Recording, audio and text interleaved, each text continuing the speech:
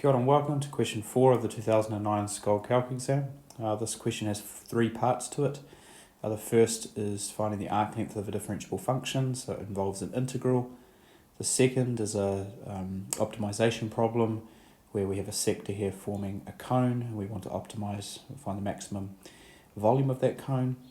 And then part C is a related rates problem which involves integration. It's quite a tricky question because the perfume bottle was standing up. If it was upside down, it would actually be an easier question, so prepare for a bit of algebra in that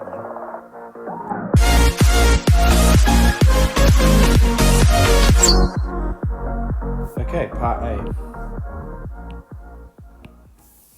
The arc length of a differentiable function between A and B is given by this formula, and we've got an equation y equals k minus the square root of x cubed, forming a curve between the y-axis and the x-axis. And we could look at this on Desmos first up to see kind of what the curve looks like. Okay, and we're only going between the axes. Righty, so almost a straight line between the axes. So if we found the distance, the length of that straight line between the intercepts, then our answer is only going to be slightly bigger than that because of the curvature. Be a good way of checking our answer. Okay, so we need to find the limits of integration, which involves finding the x values. The lower limit is going to be 0 because we're going between the y-axis intercept and the x-axis intercept, but we need to find the upper limit. We've got some sort of curve. It's doing something like this. And this here is x equals a, in other words 0, and this here is x equals b, and we need to find that value. So we take our function and make it equal 0, rearrange it, square both sides, and then cube root.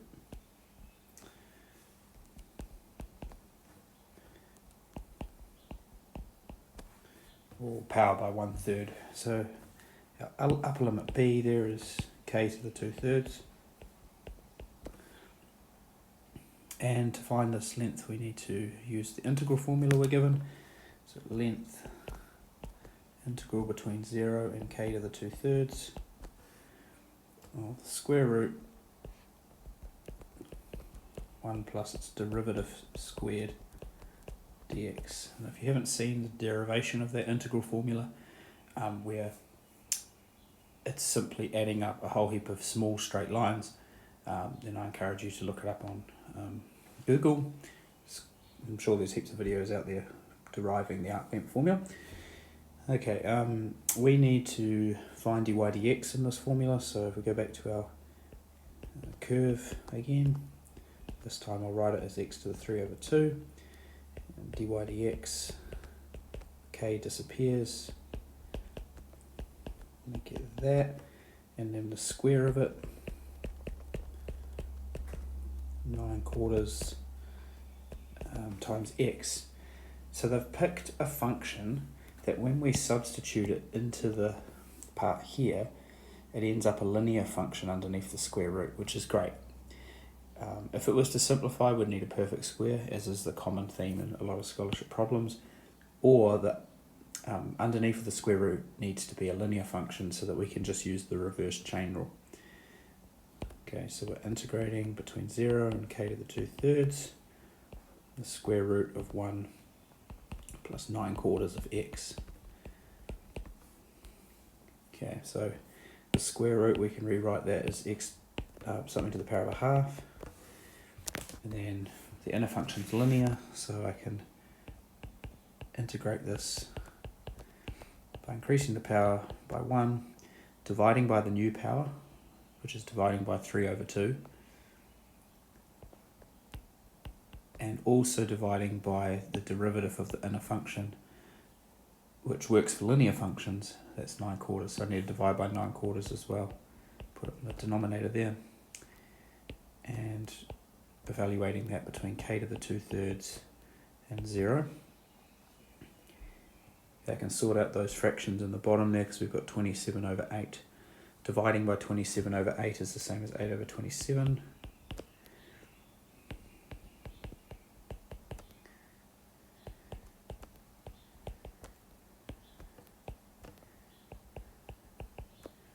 Now I'm subbing in the top limit, k to the 2/3, into the x value, and then subbing in the 0. I'm going to pull the 8 out of 27 out of the brackets. Got 1 plus 9/4 k to the 2/3, all to the power of 3 over 2, minus, subbing in 0, we've just got 1 plus nothing, so 1 to the power of 3 over 2, which is 1. And I've already pulled the 8 over 27 out there. And we're told that this arc length is equal to 56 over 27. And we need to find the value of k that makes that true.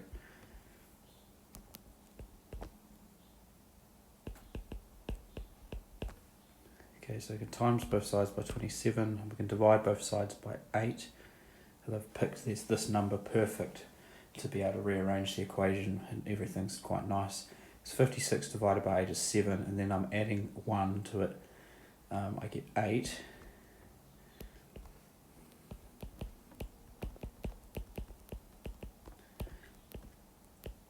And then to get rid of the power of 3 over 2 on the outside there, I need a power by 2/3.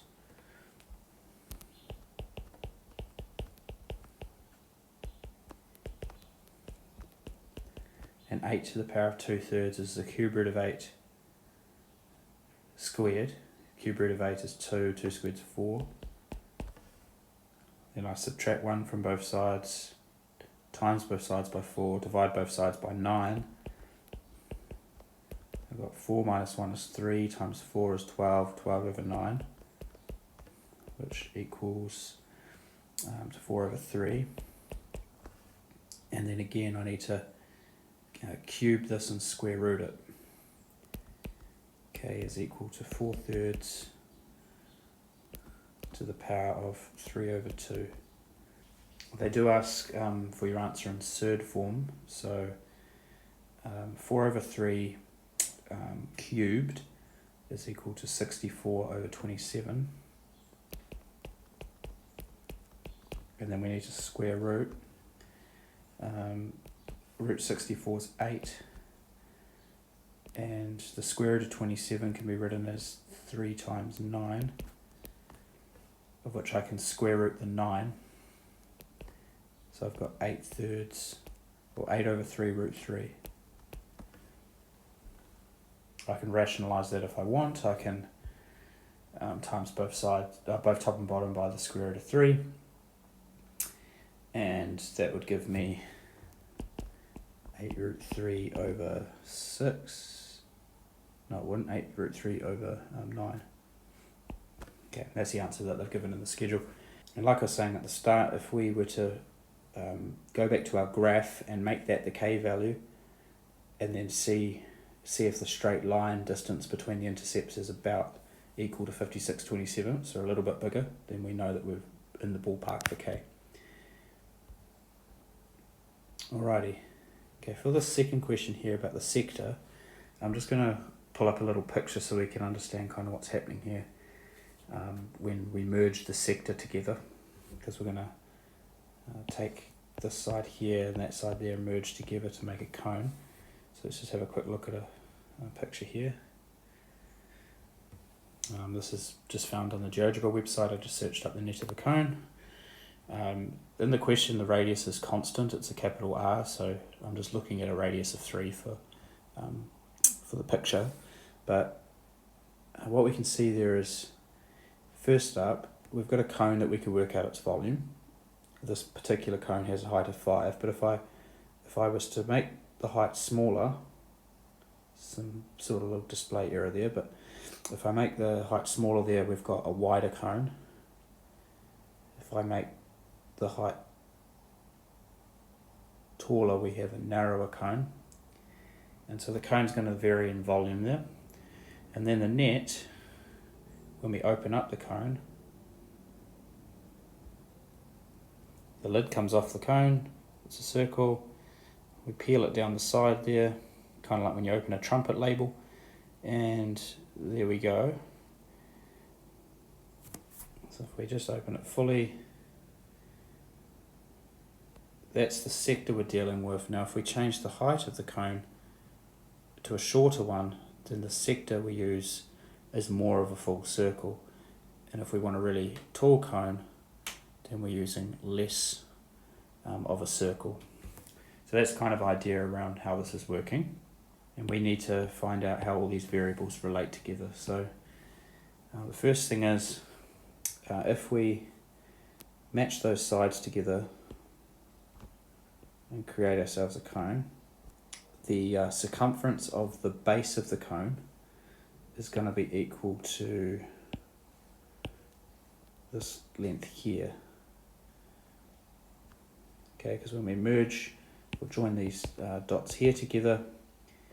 That's going to create the curved thing around the base of the cone. Circumference of the cone is equal to that length. Now that's an arc length of a sector. So your arc length formula comes in. We've got a formula arc length, often denoted by S, is equal to R times theta, where theta is in radians, and R is the radius of the circle. So in this case, our arc length is capital R theta. So that's the outside circumference there, capital R theta. Now, when we merge those points together, the radius of the cone we're dealing with is different. So we'll call that lowercase r. And then the height of the cone, we'll call that h. And one last thing to realise is that when we merge the things together, the centre is the apex of the cone right at the top there, and we're looking at the slant length there being capital R. Okay, so that there forms a right angle triangle, and that's how all the variables relate together. And we're trying to find the value of theta that maximises the volume of the cone. So the idea is that we're going to have some sort of volume equation where we've got volume in terms of theta, and we're trying to find the biggest value of that. So if we find the volume equation in terms of theta, then we can differentiate. But it actually turns out for this question that finding the volume in terms of h is easier. It forms a nicer expression and then an easier one to differentiate and solve. So we do that, and then we find theta at the end. Okay, so let's just copy that diagram down to here. Alrighty, so the volume of the cone is the thing that we're trying to optimize. The volume of a cone is a third times the base area, which in our case is a circle pi r squared, times the height, which is h. We want to differentiate that, but it's got two variables in it, r and h. And like I was saying, we could make r and h in terms of theta, but it's actually easier just to work with our independent variable of h. So going to the cone picture that we've got there, we've got r squared plus h squared equals capital R squared, where capital R is just a constant. And then I can rearrange that, lowercase r squared equals capital R squared minus h squared. I can dump that into there, hence why it's easier to write an expression in terms of just lowercase h. Pi over 3 times capital R squared minus little h squared h. Now I want to differentiate that with respect to h. dv dh. Pi over 3 just sits in the front. We've got a cubic equation there. We've got capital R squared h. When I differentiate that, I get capital R squared. And we've got minus h cubed. When I differentiate that, I get minus 3h squared. Make that equal 0. Okay, when I solve this problem, capital R squared is equal to 3h squared. And then I need to find the value of theta where this is true. And so I go back to my diagram here and I realise that r theta, capital R theta, is the circumference, but that's equal to 2 pi lowercase r.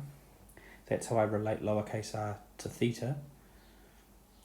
And I also use the Pythagoras formula that I've got. Okay, so capital R squared, which is going to be in the answer to the problem because it's the radius of the initial circle that we deal with, equals 3 lowercase h squared, which is capital R squared minus little r squared. Okay, so I can rearrange that equation.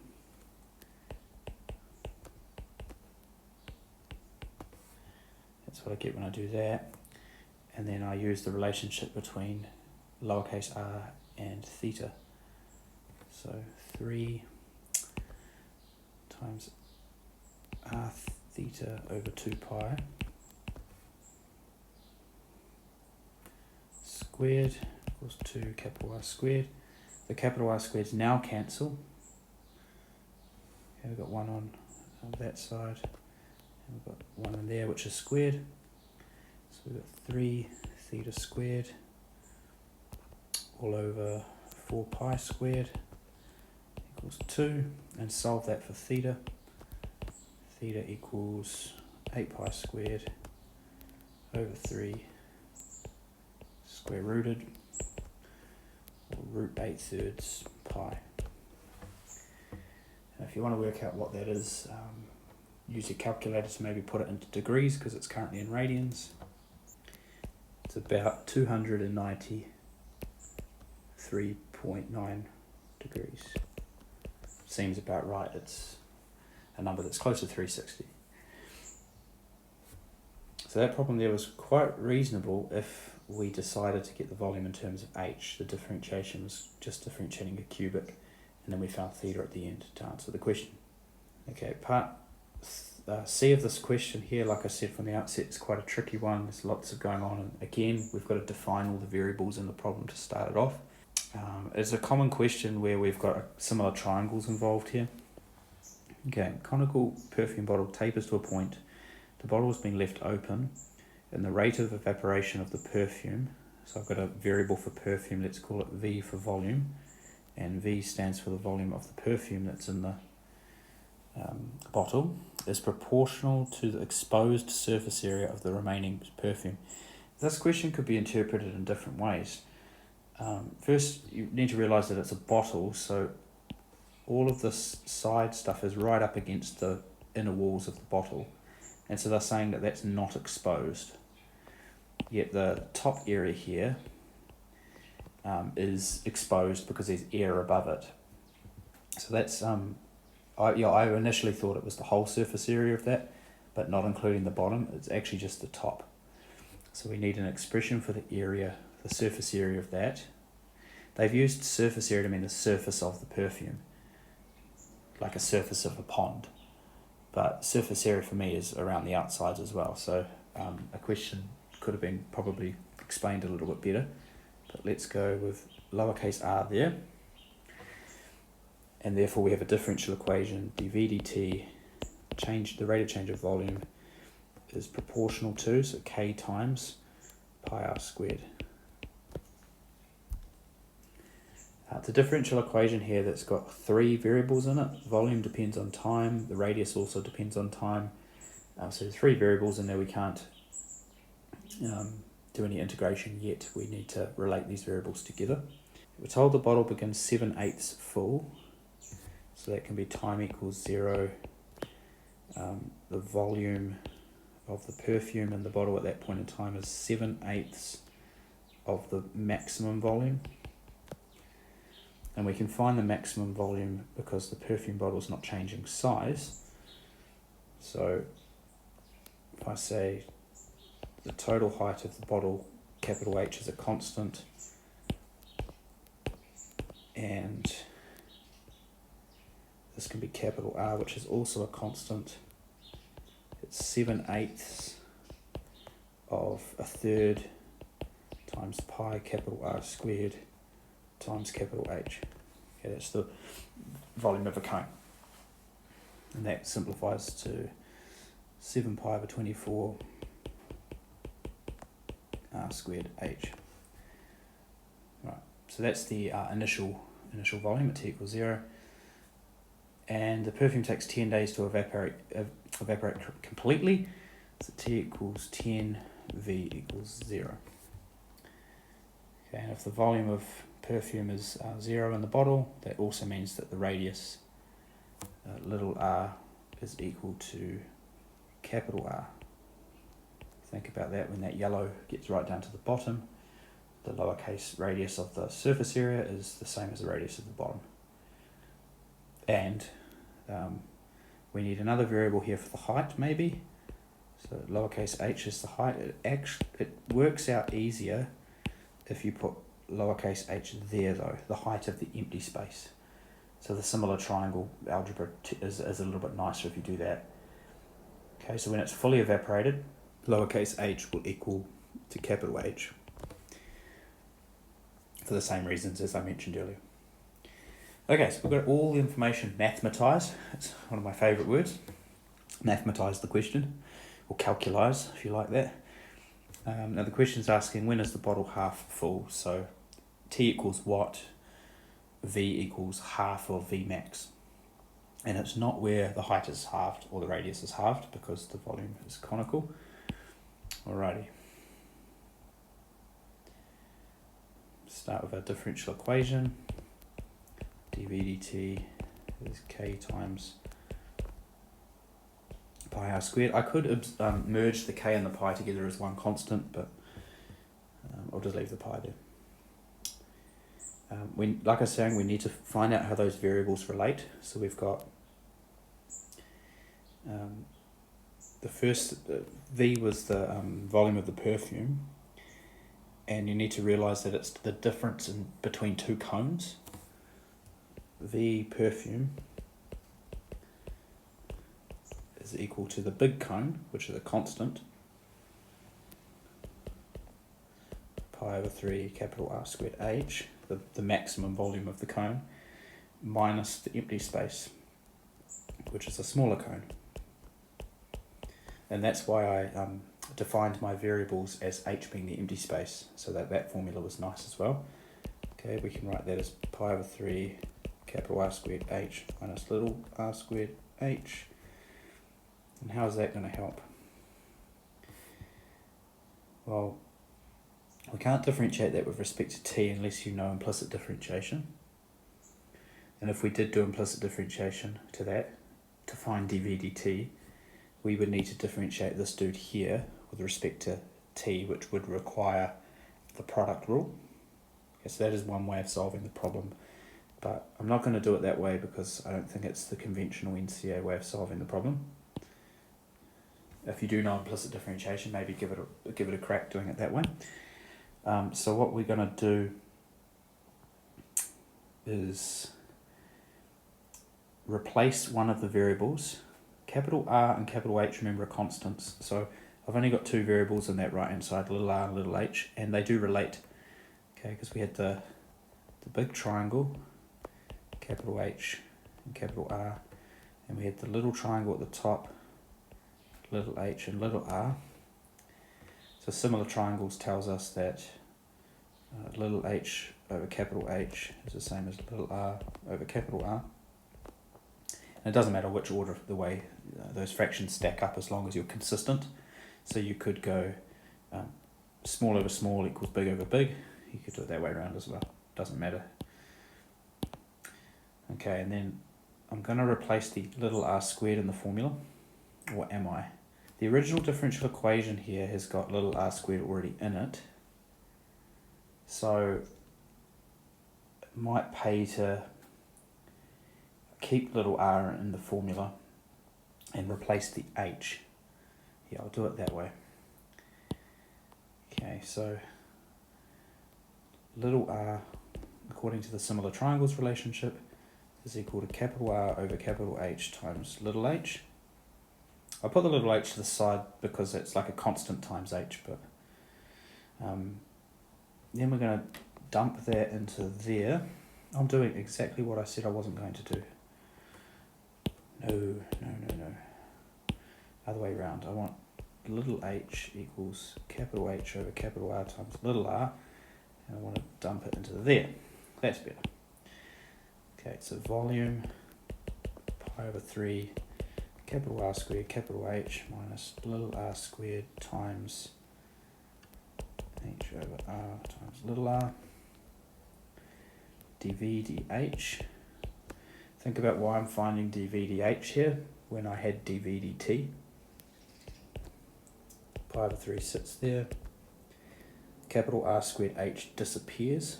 It's a constant. And I've got minus h over r times, it was r cubed in the volume, so it's going to be 3r squared.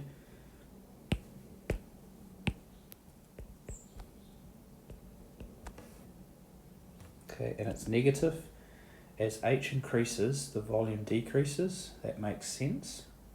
H is my height of empty space. As it gets bigger, the volume of the perfume is going down. So negative makes sense. Okay, now using related rates, dv dt, which was the rate in the differential equation, is dv dh multiplied by dh dt. Just worked out dv dh, and that there was equal to k times pi r squared. Okay, so dv dh, the 3's cancel. I've got minus pi capital H over capital R little r squared dh dt equals k pi little r squared. This is good. The little r squareds cancel, it's not 0. So cancel that and cancel that. Also cancel the pi's, hence why leaving the pi in the and not merging it with a new constant is helpful. Okay, and we've got dh dt equals minus k capital R over capital H. So in this situation, if the volume of perfume is evaporating at a rate proportional to the exposed area of the top of the perfume, then the differential equation, which models how the height changes, is a constant. Because remember, capital R and capital H are constants. So the height of the empty space is a linear function in terms of time. We can just anti-diff this. Plus c, we need the initial height when t is equal to 0. Now that's where it's going to get a bit messy, because if we go back to this question here, at t equals 0, the volume that we were given was equal to 7 pi. Why did I write 2 pi there? I wonder if you picked up on that when I did that. 24. 7 pi over 24 capital R squared h. We need to find, when that's the case, when that's the volume, what is the height at that point in time. Okay. So when t is equal to 0, the volume of the perfume, 7 pi over 24 capital R squared h. We'll go back to our volume formula, which is here. And we equate it to try and find out what little r is, and then we can find out what little h is, and then we can find that integration constant. It's pretty messy. It's pi over 3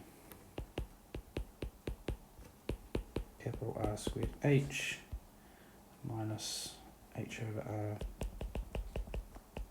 cubed, cancel the pi's, times both sides by 3. I keep doing 2 pi, 24 capital R squared h,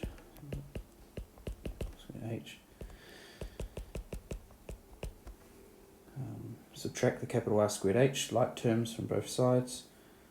So we've got 3 over 24 capital R squared h over r little r cubed. cancel the h's on both sides, times both sides by r, and cube root.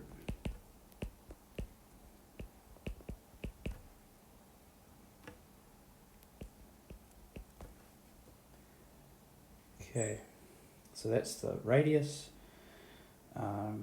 We need to then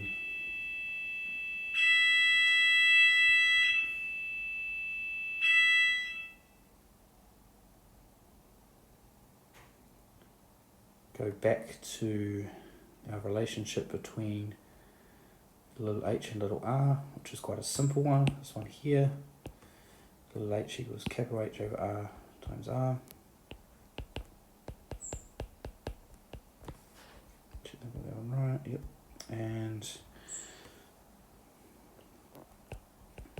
okay,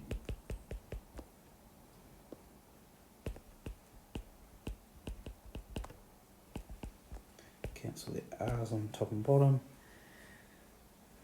and we could work that out as a decimal if we wanted to. So that's going to help us find the integration constant. That is the height when time is equal to 0. So our linear function for the height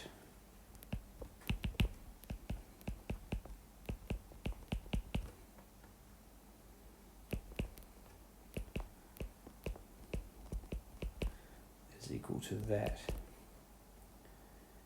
Okay, and the last thing is we were trying to find the time at which the volume goes to 0, and that was when little h became capital H. So time when empty. I can't find that yet though, because I've still got that k in there. Okay, so there was an integration constant, the plus c, but there's also the k in here which I need to find, and I'm just thinking I haven't used all the information in the question. The other piece of information I haven't used was when t is equal to 10. Oh, I'm trying to find when it's half full, my bad. We're told when little h equals capital H, that's t is equal to 10. So that's going to help me find the k. Okay.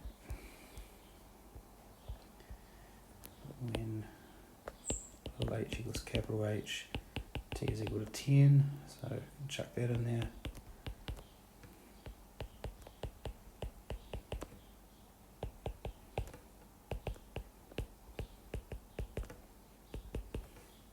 And solve for k.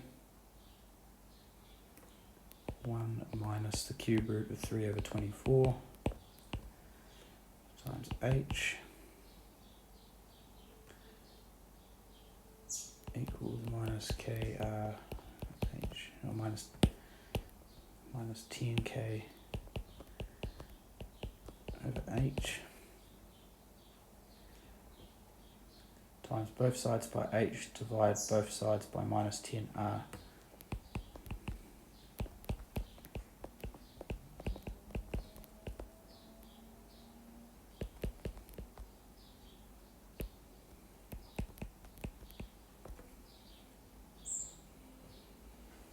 Alrighty,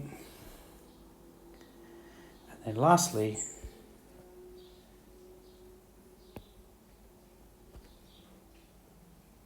when the volume is half of the total volume. Half of the total volume is a half pi over 3 times capital R squared h. Again, we need to find out the small h is at that point in time. So equate it to my volume equation again, the one in blue there, pi over 3 capital R squared h minus little r cubed h over r.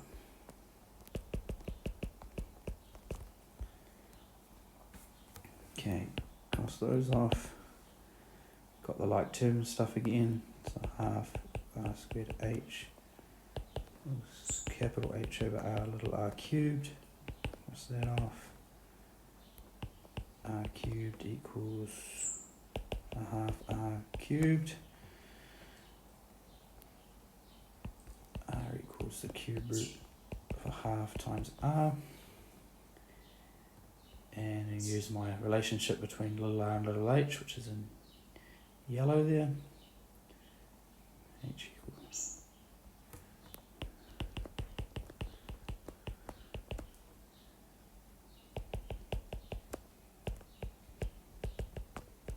cancel off that. Okay, that's my height when the volume is half the total volume, and then I use my height equation, which is this one. This time I'm actually just going to copy it.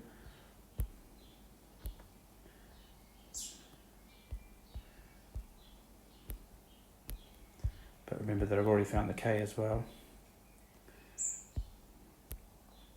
In my K equation, copy that one too. This would be the top scholar question in this year.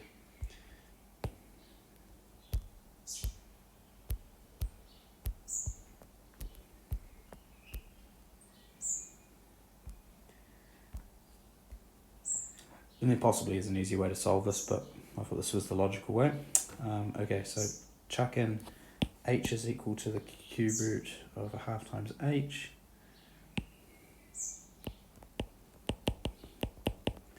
Equals minus k, so that's 1 minus the cube root 3 over 24 times h squared over 10r. Got rid of the minus because of the minus k, times capital R over h times time, which I'm trying to find, plus the cube root of 3 over 24 times capital H. Okay, capital H is cancel,